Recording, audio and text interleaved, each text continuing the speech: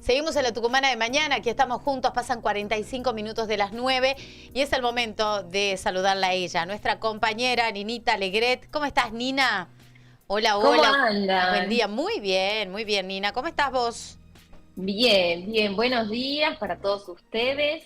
¿Qué tal su miércoles? Bien, arrancando, jornada pesada, con mucha humedad, llovinas en algunos sectores, pero bien, ya estamos en la mitad de semana, que no es poco, que no es poco. Costó, costó arrancar. Está larga la semana después Y de, claro, semana de dos completa esta. semanas así de fines de semana largo, claro, Claro, semana completa. semana completa.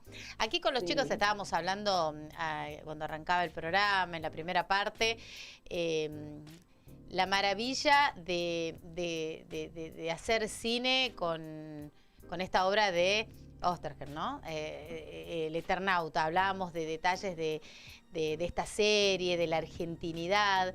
Y en Mm. medio de todo esto, de decir qué parte nos interpelaba más, el tema de la negra Sosa con la misa criolla y demás, y Franco acá nos decía, ojalá esto no quede acá nomás, ¿no?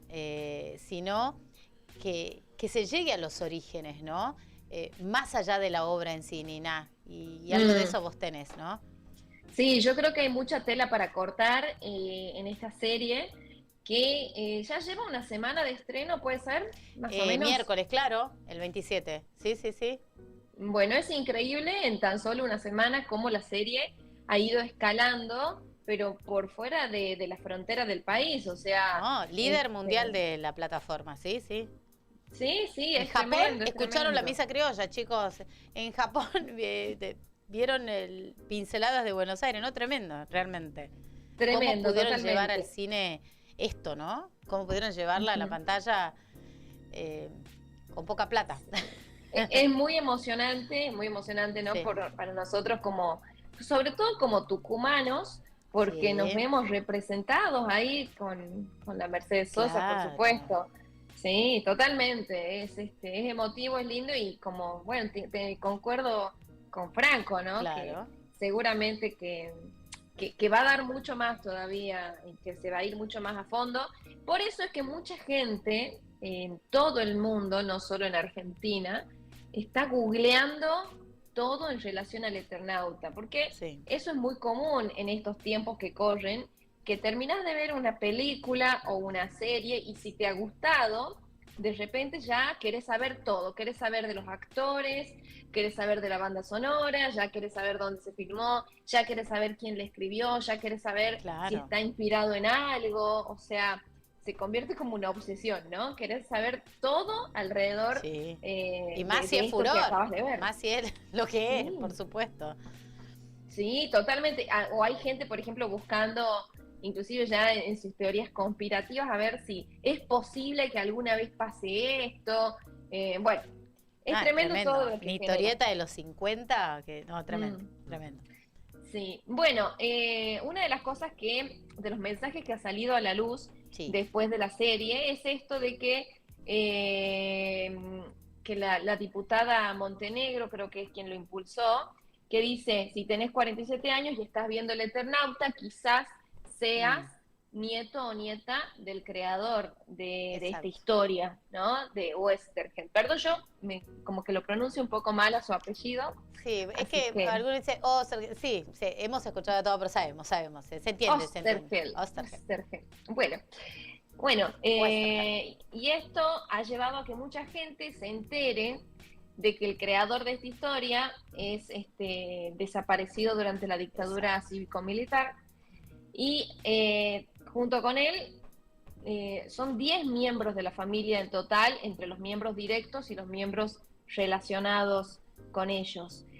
Y bueno, por supuesto que como tucumanos también buscamos a ver si hay algún dato relacionado con Tucumán, además de Mercedes Sosa, y ahí es cuando salta este dato de que una de las hijas de él fue desaparecida acá en Tucumán. Sí, Pero primero les cuento un poquitito, sí, más o dale. menos, Está la nota, recordemos, en el Tucumano, escrita por sí. nuestra compañera, no se la pueden perder.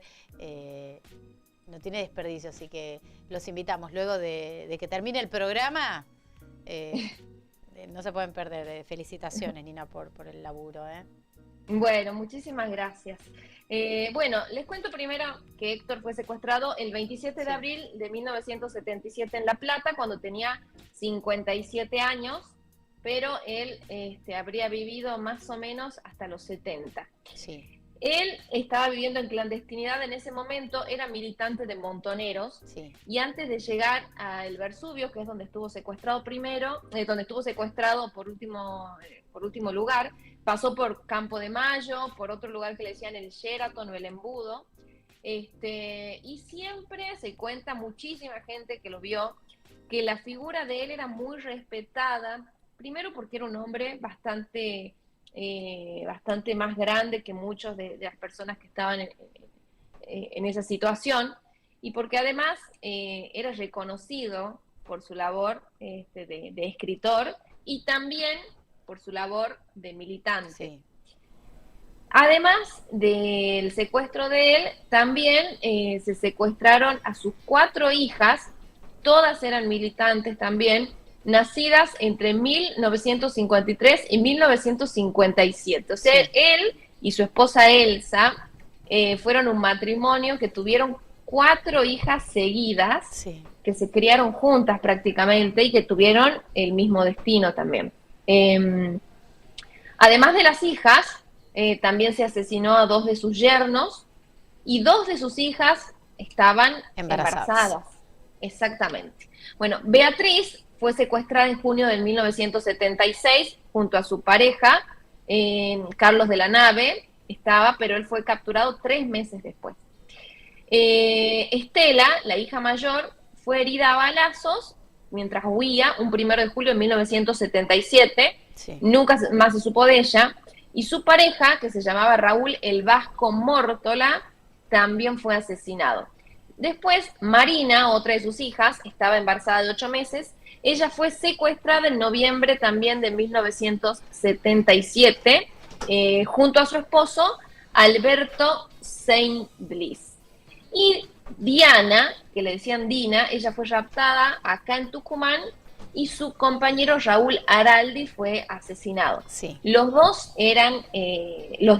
ya tenían un hijo, ya eran padres de Fernando, que actualmente es, quien lleva adelante, ¿no?, esta búsqueda también de su hermanito o hermanita, porque Dina estaba embarazada de 6 meses al momento de ser secuestrada. Bueno, yo les cuento un poquito. Ella tenía 21 años, pero ya había viajado al norte con el colegio unos años atrás y volvió al norte con su esposo y su hijo, que era prácticamente recién nacido, específicamente para vivir en Salta en el año 1975. ¿Por qué se mudaron al norte? Bueno, se mudaron al norte por la causa militante. Entonces comenzaron a vivir primero en Salta. Dina escribió una carta para su familia en 1975, hablando muchas cosas positivas del noroeste argentino. Por ejemplo, decía como que hay mucha naturaleza, de que la gente es muy amable, que el trato de la gente es tan distinto al trato de Buenos Aires. Decía que había un trato mucho más humano en el norte del país. Por supuesto que todo esto lo decía sin ni siquiera imaginar el trato totalmente deshumano que iba a recibir un poco de tiempo después, ¿no? También ella contaba que había muchos niños en el grupo que estaban militando y que ella sentía que su hijo se iba a criar de una manera mucho más libre viviendo en el norte.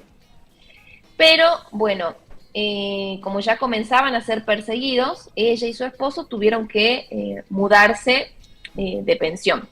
Y así fue como llegaron a Tucumán en diciembre de 1975. Y fue en agosto de 1976 cuando ella fue secuestrada, exactamente. Bueno, ¿qué es lo que se sabe de ella, digamos, puntualmente de su secuestro? Ella, cuando se la llevaron, estaba en el año 1975, estaba embarazada de 6 o 7 meses, perdón, el 7 de agosto de 1976, y se la llevaron a la jefatura de la policía de Tucumán. A ella la secuestraron de su casa. Fue trasladada y se sabe por testigos que su bebé nació con vida en Campo de Mayo, en Buenos Aires, y ella fue asesinada después del nacimiento de su bebé. Hasta el día de hoy todavía no se encontraron los restos de Diana, recordemos que le decían Dina, todavía no se encontraron sus restos. Algunos meses después de la desaparición de ella, o sea, 11 meses después, casi un año, Raúl Araldi, su esposo, que él había quedado a cargo del bebé que ellos tenían, fue ejecutado en la vía pública. Sí. El dato que tengo es que fue en la banda del Río Salí, sí, pero sí. En otros espacios dice que fue en un espacio que era límite entre Tucumán y Catamarca.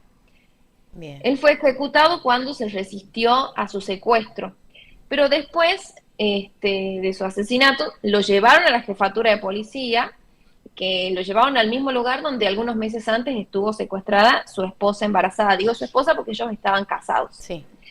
Un dato que me parece que no es menor y bueno, realmente me pareció bastante impactante, es que hay un acusado puntual del secuestro de ellos dos, o sea, del trabajo de inteligencia detrás del secuestro de ellos dos, y que es Roberto el Tuerto Albornoz, que sabemos que es una de las personas, de las personas, digamos, marcadas acá en Tucumán como de las grandes cabezas de la dictadura en Tucumán. Ya fue condenado él, ya fue condenado por delitos de lesa humanidad. Tuerto Albornoz.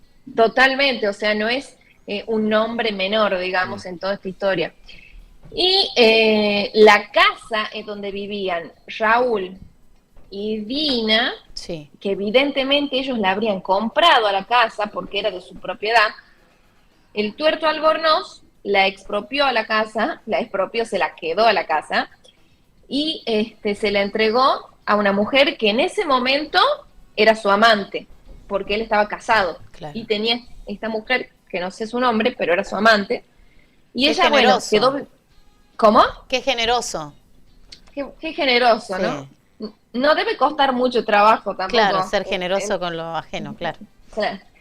Bueno, el hijo de ellos, Fernando, cuando sus padres desaparecieron, a él lo mandaron a vivir con sus abuelos paternos, con los padres de Raúl Araldi. Sí. Que dicho sea de paso, también les cuento que Raúl Araldi, el marido de ella, tenía un cargo muy alto en Montoneros, y dicen que en caso de que hubiera seguido organizándose acá esta agrupación, él hubiera sido el líder, seguramente no de Tucumán, sino que de toda la región norte, porque era muy importante en la organización. Los padres de él quisieron vender la casa, quisieron vender los vehículos que tenían, trataron de convencerlo de que se vaya del país, y él no quería, él dijo que no se iba a ir, y bueno, lo encontró su destino acá en Tucumán, donde fue asesinado, y que también estaba desaparecido hasta el año 2011, cuando tras el análisis genético se descubrió que estaba en el cementerio del norte, de ahí de la capital tucumana, enterrado como NN. Entonces, por lo menos, ese es un cuerpo que podemos decir que se recuperó, el de Raúl Araldi. Claro. En el año 2005, Fernando, el hijo de ellos dos, se presentó ante la justicia para reclamar la casa en donde estaba viviendo la examante del Tuerto Albornoz. No hubo respuesta positiva, pero 4 años después, en el año 2009, le llegó la reparación histórica y se le restituyó la casa a Fernando, se la sacó a esta mujer de ese domicilio. Y bueno, no sé qué pasó con esa casa, solamente sé que estaba localizada sobre calle Fría Silva. no sé exactamente dónde.